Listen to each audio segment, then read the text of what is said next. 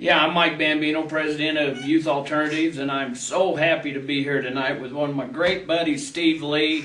I graduated with him in 1975. He was class president for 2 or 3 years. He was prom king. He was great in sports and, awesome businessman. He came out, built homes and everything, and so I'm just so happy that Steve came to help us with this Grace of God tour, and Steve, I know that it's very difficult for us to open up our lives in front of our families and kids, and I know. But yeah, that's okay.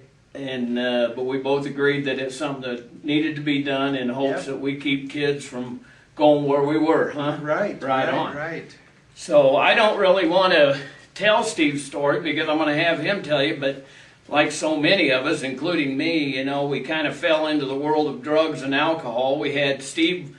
Really, if you looked at his life, he'd be the guy that he was all that in a bag of chips, and he had everything going for him. So, Steve, do you remember back in high school, and I remember, do you remember when you first started on drugs, or alcohol? Yeah, I was ninth grade. My friend Greg Engel Greg Engel and Ron Zimmerman. and Larry Wasserman. Yeah, Larry Rossman. And so we just her brother has pot, and I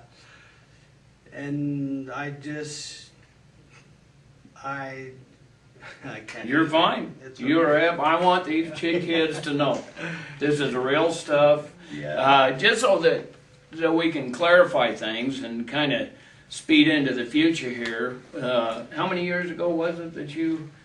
5 years and 6 months. 5 years and 6 months ago, Steve had a stroke. Yeah. And it was heartbreaking to me because I knew that Steve was still struggling with some of that, and it just broke my heart. But when I went up to the hospital and saw him, after it just happened, he was drooped over in a chair and didn't know where he was. And the whole Grace of God tour here on Youth Alternatives is hinged around the fact that Steve knows that we both are sitting here by the mighty grace of God. If God wouldn't have put his hand on you and me, I think I'm dead. I'm dead. No question about it, huh? We'd both be the same friends that I visit out at the cemetery you visit, huh? And it's a very sad thing, and we're not going to let this go unsaid. Right. No way. Right. And so that's why, as Steve, I'm going to help him because we want you to understand, but as he's here with the friends in 9th grade, so they had some pot. Yep. And I smoked pot when I was 14. Wow. Yeah. And I loved it so much, Yeah, and that's the funny thing that about drugs and alcohol. I always try to say on Youth Alternatives that Satan has a great way to gift wrap hell. Oh, yes. We all got in. We could drink at 18, and so it's amazing how he can suck you in. Those things are right out of his toolbox, and that's the thing, kids, about pot. I mean, it all looks so good when you start, and just like with me, I was drinking. I'm thinking I'm in heaven, and when we was really in hell. We were. We didn't even know it. I know this. And looking back at, so then you got started on pot. Was it a daily thing type? Yeah, probably. No, it's a weekly thing. And then when I go to high school, I tricked all of this because I have to get to the football. Oh, yeah. To football. Yeah. Then there's no sports, so I stopped smoking pot every day. And drinking too.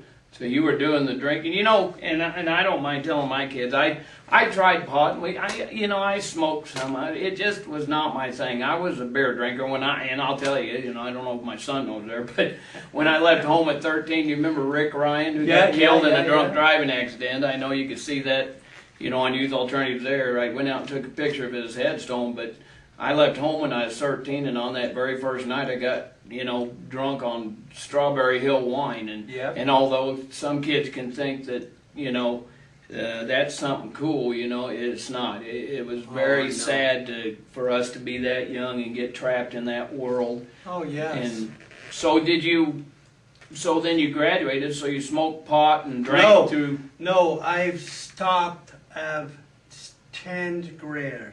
Oh, at 10th grade? Yeah, I don't like pot. So... but I would drink every day. Wow. So... but pot was the beginning, you know, as Colorado, and that's one thing I'm just very mad about, because it's a glorified pot in front of kids and make it look like some innocent drug. It's just like I say, that we have friends laying in the cemetery, and we know that pot was the beginning of a lot of their end. I mean, it was, to say it's not a gateway drug and do that's just a flat lie. I know this. And so you got into drinking, and so once you got out of school, then you started a business building homes? I go to the railroad. Oh, that's right. You worked on the railroad for 10 years. Wow. And did you keep drinking through that time? My wife doesn't like me to drink. Okay. So I'm done with that for 6 years. Okay. Then I got a divorce.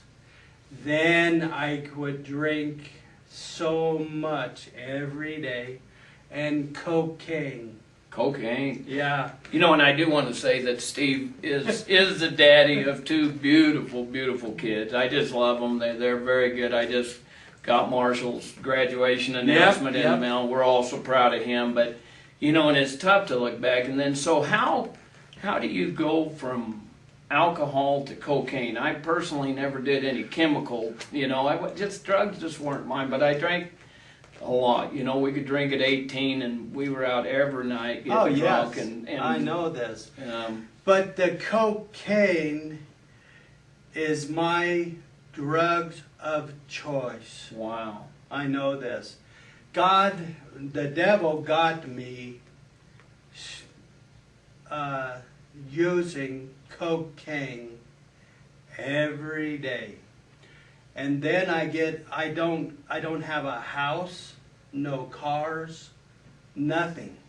I have to go to the streets for 2 years. Yeah, you know, and that's so sad, because you know, I happened to marry one of our high school friends, and she's a great gal. We just, you know, just one of those times, we were young and everything, but when I got divorced and started drinking the same way, and then kind of lost everything that I had, you know, really, it's very sad when Satan, you know, when the Bible says that Satan seeks out the weak and wounded so he can devour them without mercy, you know, he attacks you in those times of your life where, you know, you're at your lowest, and then, you know, it's just a very sad thing, because so many of us have the same story. And how many times in all your time with cocaine, I mean, and then your stroke, but I could probably think of 3 or 4 times, you know, some of our friends that passed on or died from drugs and alcohol didn't do anything more than what we did. Oh, and so you look and say, well, why are we here? But how many times in your life, Steve, between all that, do you think that you could have possibly died without God's hand on you? Probably 7 times. 7 times. Yeah. You know, and they're scary. Well, no, I dead.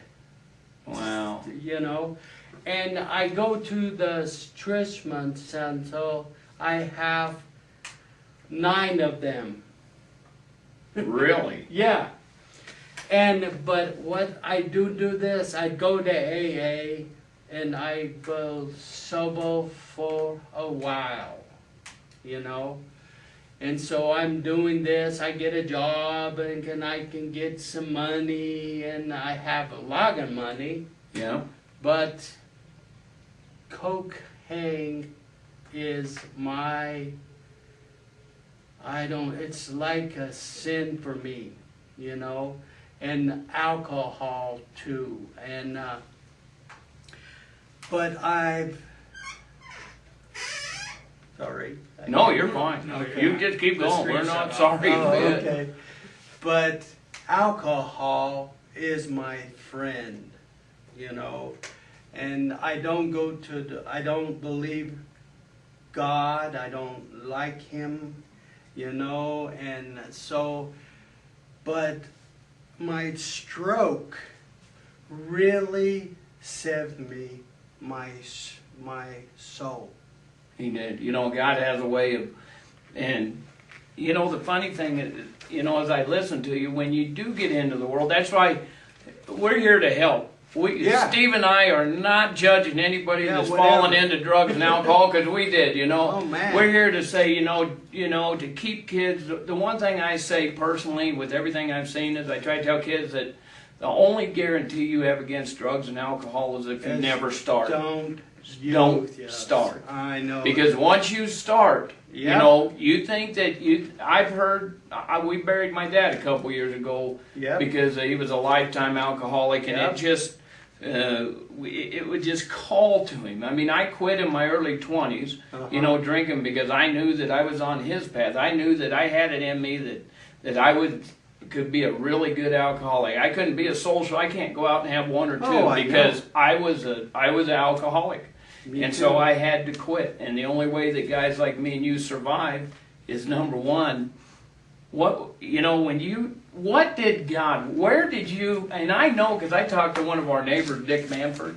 Your neighbors, I mean, and he says, you know, Steve would always come over here and talk to me about God, and you build houses for him. And so through that time, we're always trying to reach out to God, but we just don't want to give up, like he was saying, we don't want to give up the alcohol and drugs. They just got a hold on you, you know?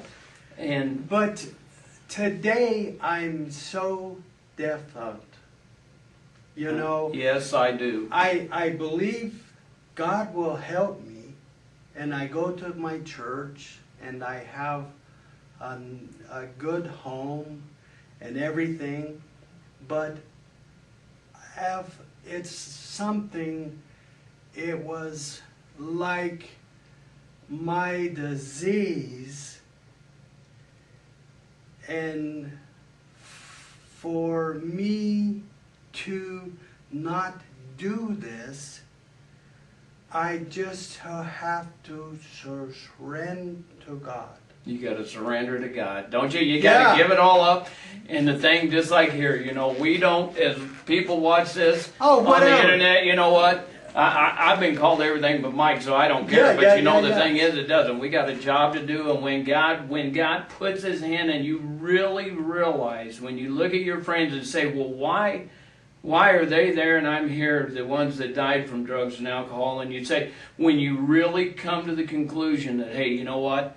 There's only one reason I'm here, and that's by the grace of God. There's no other way I should be. I should not be here. I should not be the father of 4 kids. You shouldn't be the father of 2 kids and happily married, because you know what? There's only one way, no matter how many people think we're nuts. It was by the grace of God, wasn't it, Steve? I mean, there is no question about it. And so we, you know, I'd love you to look in all the stuff, the cocaine, all the trials, and just the trauma in life, and just how it, you know, the misery, you know, the kids, it does. You said something earlier about, you know, I love it. That's the problem with drugs and alcohol. You know, you love it. It makes you love it. I mean, what it does to you on the inside, it's like, man, I'm really having fun. And you don't even realize you're doing a nosedive until one day you wake up and you've lost everything, like both of us did, and say, man, I thought I was having fun 2 times. Yeah. And, you know, but if you were, you know, I would love for you to look in that camera and just tell those kids, just like you were talking to Marshall. What's your daughter's name? I'm trying to think of it. Sarah. I haven't seen her in a while, but I mean, seriously, if you were to look in there and you say, you know what, kids, to your grandkids and to all kids, I mean, what is it that you would tell them? Jesus is the only thing that I love so much. And if you get that in your heart, I know that you not going to drink or drugs a day. You know what? I was a little boy, and I go to Catholic school. Yeah. Uh-huh. And I wanted to get a priest. I know this. He got me. Jesus has helped me so much when I'm a little boy. But alcohol and the drugs, they almost destroyed me. I know this.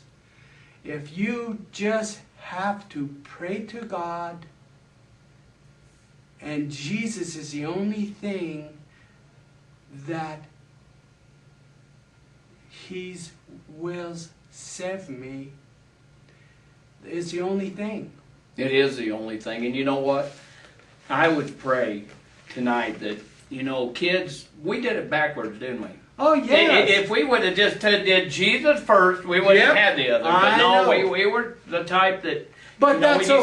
decided that's right. It's okay because Jesus loves me. He just loves me who I am.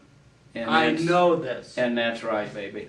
Well, Stephen, thank you very much. This has been great, and God bless you for opening up. And I just know that this is going to help some I kids. know, So I thank know. you again, brother. I Thanks, love you. buddy, so much.